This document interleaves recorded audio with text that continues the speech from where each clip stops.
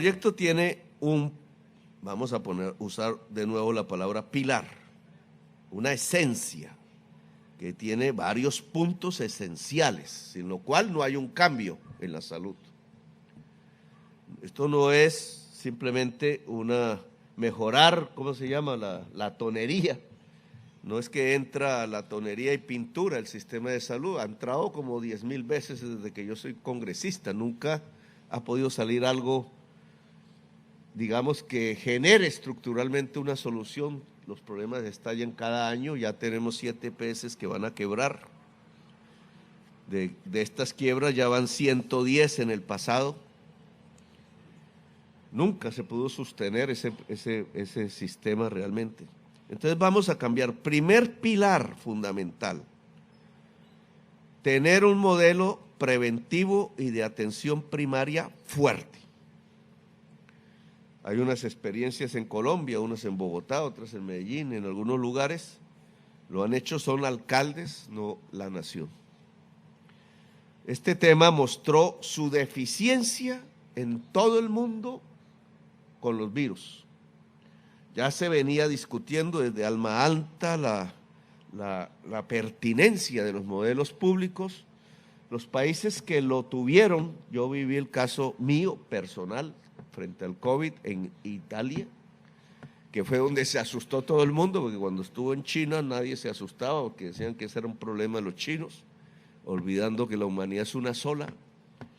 Saltó de China a Italia y allá arrasó la población vieja del norte de Italia, que es la más rica. Y a mí me cogió allá.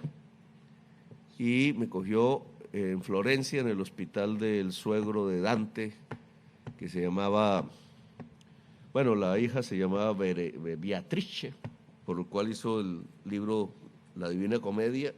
Yo creo que no le tocó ningún pelo a Beatrice. Total es que el papá de Beatrice sí hizo el tema del hospital, el primero, público, y ahí fui a parar yo.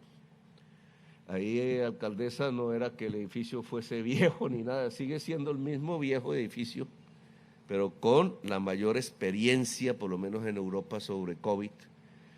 Y le pregunté al director, que había sido parlamentario socialista, ahora hablar de socialismo se está volviendo pecado según algunos sectores de la derecha, pero el diputado socialista, parlamentario socialista, era el director del hospital. Y él había creado la ley italiana de la salud, se llama la ley Gelli.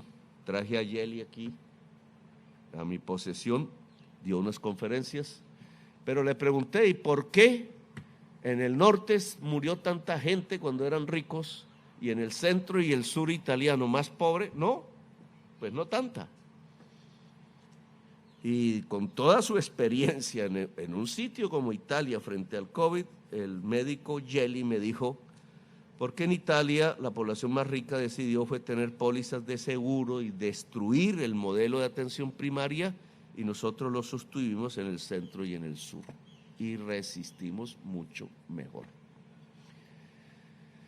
Y este tema traído ahora al presente, pues Colombia no resistió bien el COVID. Tuvimos 33% de la población vacunada en los momentos difíciles, cuando esas cifras eran del 80, 90% en buena parte del mundo. No todos los países, también muchos países tuvieron problemas. Al final la atención la dieron las IPS sin intermediación. A Ruiz le tocó acudir al modelo de giro directo a las IPS, ahora no le gusta. Pero ese giro directo a las IPS fue lo que permitió resistir mejor y vacunar, por lo menos en sitios poblados, no tan rurales. Tenemos un sistema desigual. Entonces la gente se siente contenta cuando vive en Chapinero porque tiene las EPS y las IPS al lado. Pero viva usted en Quibdó, viva usted en Leticia, viva usted en San José del Guaviare, a ver qué pasa. Y lo que tenemos son problemas de la pobreza. No hay un sistema de salud. ¿Qué le está pasando a la población Nucac, Macuc, por ejemplo?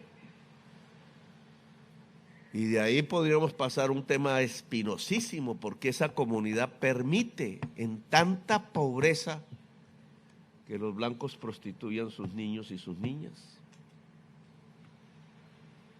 Pues problemas culturales, problemas de la pobreza.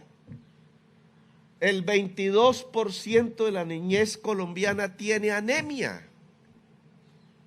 Claro, no será en Chapinero, que habrá casos.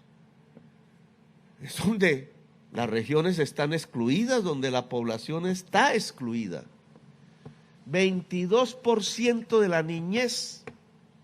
En pobreza somos el último lugar en la OCDE, en la razón de mortalidad materna. Y fíjate que Bogotá no es que esté bien en razón materna. Y somos el penúltimo lugar en mortalidad infantil. Nos gana por 0,2 México, si no seríamos el último. Y Colombia está siendo alcanzada por México. Es decir, que vamos a ser el último. Y es por la ausencia de un sistema de atención primaria y de prevención en Colombia. No lo tenemos. Esa fue la deuda que dejó la Ley 100 y se traduce en una profunda diferenciación de la población y de las regiones frente al derecho a la salud.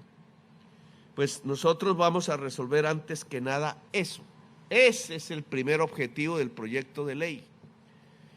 Y significa que la salud, en lugar de ser un aseguramiento individual, ustedes pueden en sus familias tener gente que está afiliada a tal EPS y otro hijo a otra EPS, y dependiendo cómo les va. Y entonces no hay una salud familiar, es un aseguramiento individual que genera este tipo de problema. Vamos a tener una salud territorializada.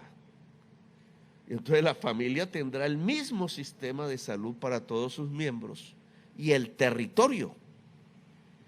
El sistema, entramos por el centro de atención primaria. Esa es la puerta de entrada al sistema. El centro de atención primaria tiene una función que no es solamente atender al que le llega, sino que organiza un territorio en un promedio de 20,000 personas para que equipos médicos visiten de manera permanente, rutinaria, constante, las familias de ese territorio, estén donde estén, para disminuir las causales de la enfermedad, eliminarla si es posible, o atenderla aún en un estadio primario, en donde aún sea posible salvar la vida. Esos centros de atención primaria implican una reorganización del sistema de salud a nivel territorial, y aquí un papel entonces del alcalde y la alcaldesa, porque en las grandes ciudades es más complejo, precisamente porque allí es donde se concentró el anterior modelo. Habrá traslapes que en el tiempo habrá que ir eliminando para que todo el territorio coherentemente quede organizado a través de los centros de atención primaria, territorios de salud de no más, ojalá, eso depende de cada territorio porque esto es diferente en cada territorio de 20,000 personas. Algunos centros de atención primaria, la mayoría serán públicos, sobre todo en las regiones donde el sistema no funciona. Y algunos centros de atención primaria serán privados de las actuales EPS,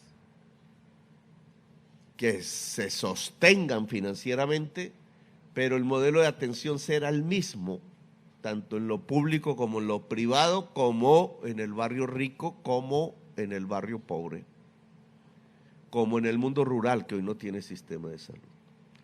Esto lo primero que garantiza es salud en el mundo rural, que hoy no tiene salud. Y de esos centros, cuando aparece la enfermedad grave, la atención secundaria, terciaria, entonces hace la referencia a una red público-privada de entidades de salud prestadoras, esas IPS, que la gente confunde con las EPS, que den el tratamiento adecuado a esas personas. No voy a explicar más porque aquí quedaría suplantando a la ministra de Salud y los aburriría con la explicación de la ley. que presentamos, sino poner en evidencia las dos responsabilidades que los alcaldes tendrán en el primer tramo, o sea, ustedes. Organizar territorialmente los CAPs para evitar el traslape lo más que se pueda, y en las grandes ciudades va a ser complejo, y organizar las redes territoriales prestadoras del servicio de salud público y privado, de tal manera que cesa la competencia entre lo público y lo privado. Este es un modelo mixto, complementario, no competitivo. El hospital público deja de ser empresa social del Estado, es decir, de buscar minimizar costos o recortar servicios, y se convierte en institución de la salud, como era antes. Su función es que los pacientes salgan, ojalá, hasta donde la tecnología y la ciencia dé, curados. Derecho a la salud.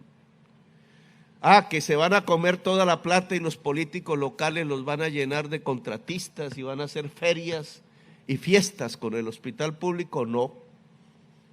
El sistema de facturación del hospital, que incluye el pago de su personal, que deja de ser pagos a contratistas, sino a trabajadoras y trabajadores de la salud, tiene un sistema de verificación en la ADRES, ya se desatarán discusiones, con un sistema tarifario nacional que contempla que la fuerza de la salud pueda vincularse laboralmente y que contempla la diversidad regional. Ese auditaje no permitirá sobrecostos en el hospital como el clientelismo pudiera producir, pero tampoco permitirá subvaloraciones del costo del hospital como las actuales EPS estaban acostumbradas a girar, produciendo la quiebra del sistema público-privado de prestación de servicios, sobre todo la que no era propiedad de la EPS, porque se permitió hasta la fecha la integración vertical. El proyecto nuestro no lo permite.